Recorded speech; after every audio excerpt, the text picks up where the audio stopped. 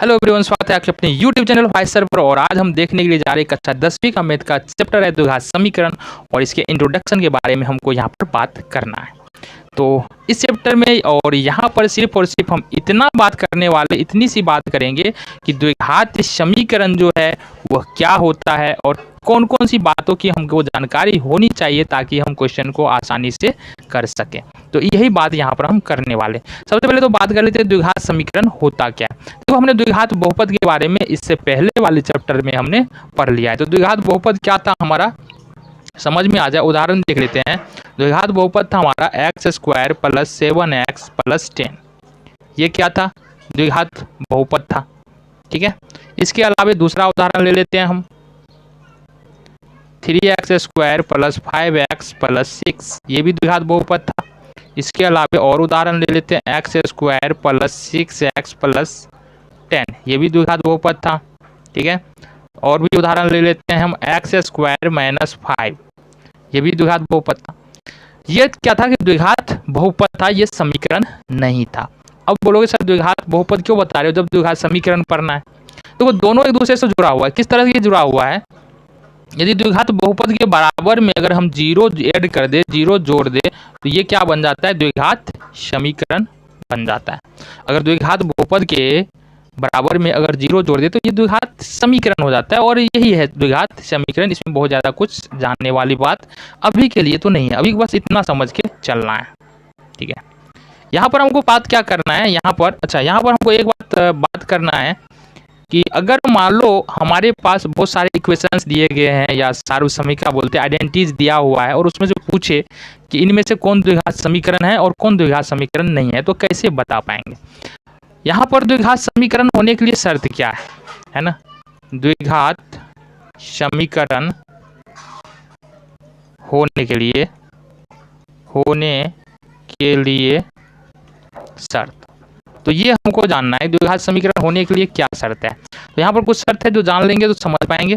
पहली बात देख लो, और ये पहली और आखिरी और लास्ट बात, कभी भी द्विघात समीकरण होगा ना, द्विघात समीकरण में जितने भी चर होंगे उसका घात जो है वो पूर्णांक संख्या ही होगा। द्विघात समीकरण में जितने भी चर होंगे उसका घात जो हो हमेशा पूर्ण संख्या होगा। यानी कि घात जो है, अगर लिखिए इसको, तो द्विघात समीकरण के चरों का घात क्या हो सकता है, ये 0, 1, 2, 3, 4 यही होगा। अगर इसके अलावा कुछ और आ रहा है तो वो द्विघात समीकरण नहीं होगा। सर ये समझ में नहीं आ रहा है, उदाहरण से समझा लो। तो उदाहरण देख लो बच्चा, यहाँ पर क्या है कि x², पहला उदाहरण हमने लिया है x² + 7x + 10।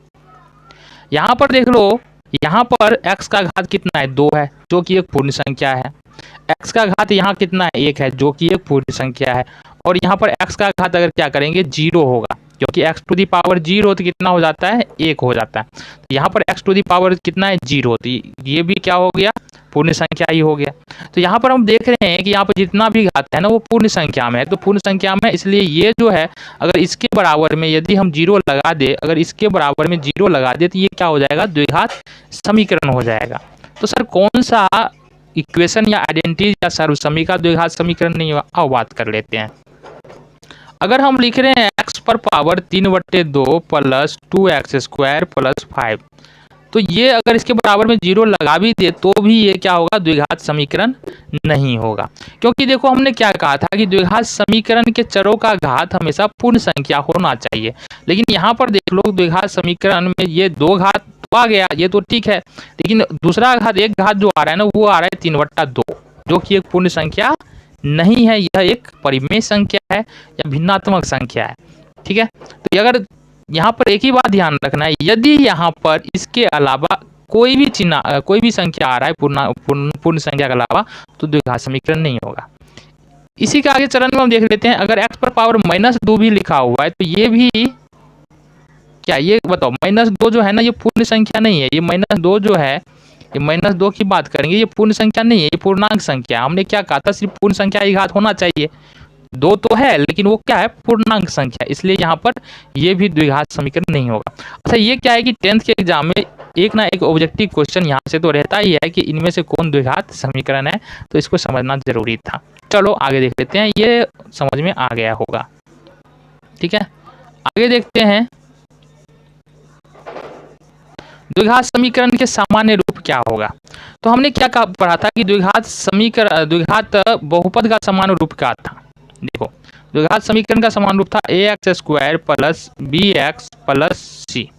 ये द्विघात बहुपद का सामान्य रूप था, जहां abc क्या है, abc क्या है ना, abc a है x² का गुणांक, b है x का गुणांक और c है अचर संख्या।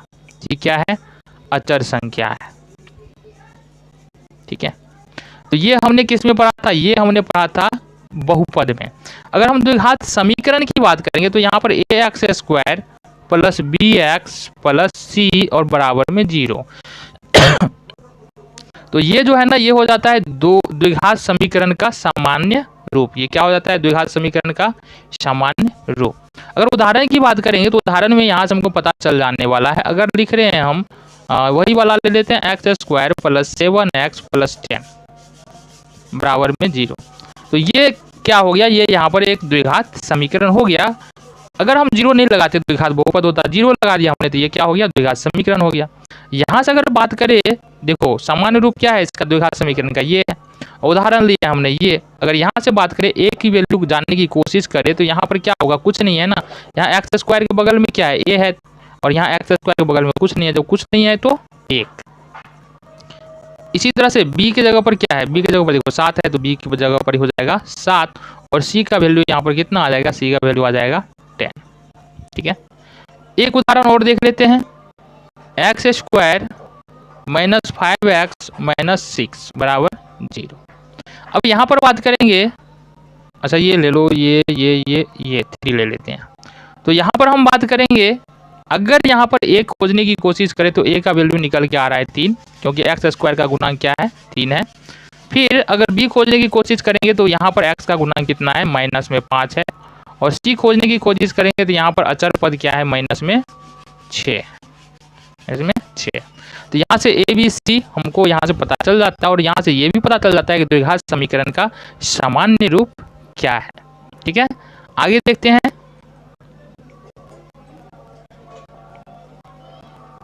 द्विघात समीकरण का मूल या हल क्या होता है, ये हमको जानना है। तो द्विघात समीकरण का मूल या हल देखने के लिए हम क्या कर सकते हैं, हमारे पास यही है x² प्लस 7x प्लस 10। फिर हम यही उदाहरण ले रहे हैं बराबर 0, ये एक एग्जाम्पल ले रहे हैं। ठीक है, ठीक है, इधर भी बात कर लेते हैं। हमारा जो सामान्य फॉर्म में द्विघात समीकरण होता है वो होता है ax² plus bx plus c बराबर 0। ठीक है, c बराबर 0। यहाँ पर x का वो वैल्यू जो इस पूरे समीकरण को संतुष्ट कर दे वो द्विघात समीकरण का हल या मूल कहलाता है। समझ में नहीं आया, अब ही आ जाएगा। देखो यहाँ से, यहाँ पर हम अगर x बराबर -2 और x बराबर -5 रखें, x बराबर 2 वैल्यू हमने लिया है, x बराबर -2 और x बराबर -5 रखें। अगर हमारा बहुपद क्या, हमारा द्विघात समीकरण क्या है, देखो जरा, p ऑफ x बराबर ये है x² प्लस 7x प्लस 10 बराबर 0 किया हमने। तो यहाँ से अगर हम p ऑफ -2 रखें, यहाँ पर क्या होगा, -2 का स्क्वायर प्लस 7 इंटू -2 और प्लस में 10।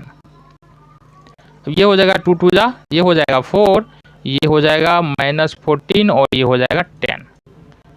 यहाँ से 14 और -14, तो ये हो जाएगा 0। तो यहाँ पर हमने पहले क्या कहा था, x का वो वैल्यू, वह मान जिसको x के जगह पर रख देना तो वो समीकरण को संतुष्ट कर दे। मतलब क्या, इसके बराबर में हमने क्या माना है, 0 माना है ना, इसके बराबर हमने 0 रखा है। अगर x का कोई ऐसा वैल्यू जो इस पूरे समीकरण का मान जो है 0 कर दे तो वो मान क्या कहलाएगा, इस समीकरण का हल या मूल कहलाएगा, है ना।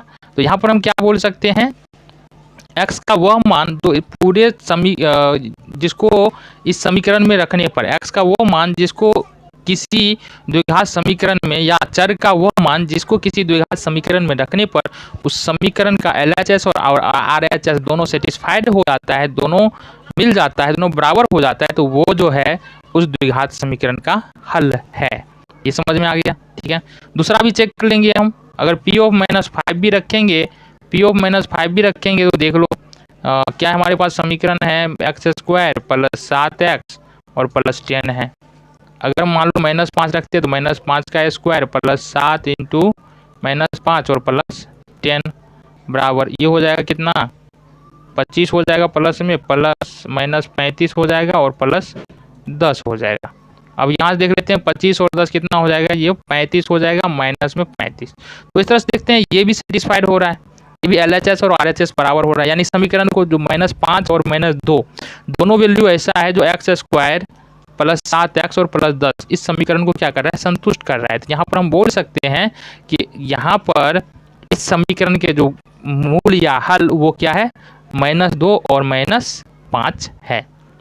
अच्छा, बात कर लेते हैं कि द्विघात समीकरण का कम से कम कितना हल या मूल होगा। अगर समीकरण द्विघात है ना, तो कम से कम 2 मूल होगा और या 2 हल बोल सकते हैं, कम से कम 2 मूल या 2 हल होगा। यदि समीकरण द्विघात है तो कम से कम 2 मूल या 2 हल तो यहाँ पर होना है। ठीक है चलो आगे देख लेते हैं।